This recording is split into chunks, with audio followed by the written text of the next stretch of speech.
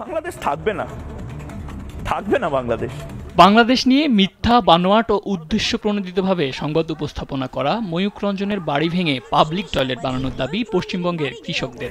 বাংলাদেশকে আমেরিকা বানাবেন, নাচুন আপনারা, ভাত দে গরম ভাত দে, এই স্লোগান বোধহয় আবার বাংলাদেশ। বিভিন্ন অঙ্গভঙ্গির মাধ্যমে দর্শক মহলের নজরে এসেছেন ভারতীয় টেলিভিশন চ্যানেল রিপাবলিক বাংলার সাংবাদিক ময়ূক রঞ্জন ঘোষ।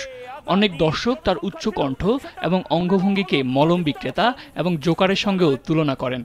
সামাজিক যোগাযোগ মাধ্যমে তার উপস্থাপনাকে অতিরঞ্জিত এবং নাটকীয় বলে সমালোচনাও হয় অহরহ। চিনি, কাজু, বাদাম এটা সেটাতে তৈরি করা। এই মুহূর্তে যে ব্রেকিং নিউজ এসেছে, সম্প্রতি বাংলাদেশে পেঁয়াজ ও আলু রপ্তানি কমে যাওয়ায় পশ্চিমবঙ্গের কৃষকদের দুর্দশা চরমে। মাত্র 2.5 থেকে 3 টাকায় পেঁয়াজ বিক্রি করতে বাধ্য হচ্ছেন সেখানকার কৃষকরা। কৃষকের আত্মহত্যা ইতিমধ্যেই শুরু হয়ে গেছে। 2.5 টাকা 3 টাকা করে তারা ফসলের দাম পাচ্ছে।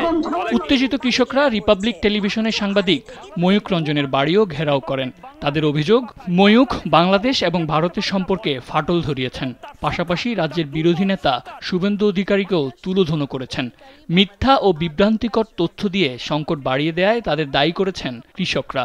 ওদের আলু পেঁয়াজ কি করে খায় আমরা সেটা দেখিয়ে দেব। কৃষকরা অভিযোগ করেছেন তাদের কষ্টার্জিত পণ্য রপ্তানিতে সুযোগ বন্ধ করে দিয়ে তাদের পথে বসানো হয়েছে।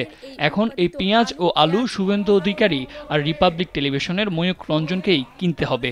কৃষকরা ময়ূকের বাড়ি ভেঙে পাবলিক টয়লেট বানানোর দাবি করেন। অন্য সংবাদ মাধ্যম মিনমিনে চ্যানেল এগুলো দেখাবে না। যে ছবিগুলো আমরা দেখাবো সেই ছবিগুলো আপনাকে দেখতে হবে, জানতে হবে, বলতে হবে। ভারতের পশ্চিমবঙ্গের সাংবাদিক ময়ূক রঞ্জন ঘোষ তার সংবাদ উপস্থাপনার ধরন নিয়ে শুধু বাংলাদেশেই নয়, ভারতেও তিনি বিতর্ক সৃষ্টি করেন।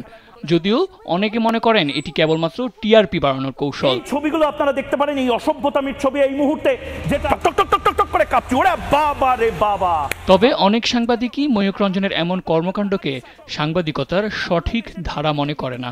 তাদের দাবি, ময়ূক সাংবাদিকতার সম্মান ক্ষুণ্ণ করছেন। সেই সরকারি এই মুহূর্তে থাকুক, এই মুহূর্তে ফিরে আসুক।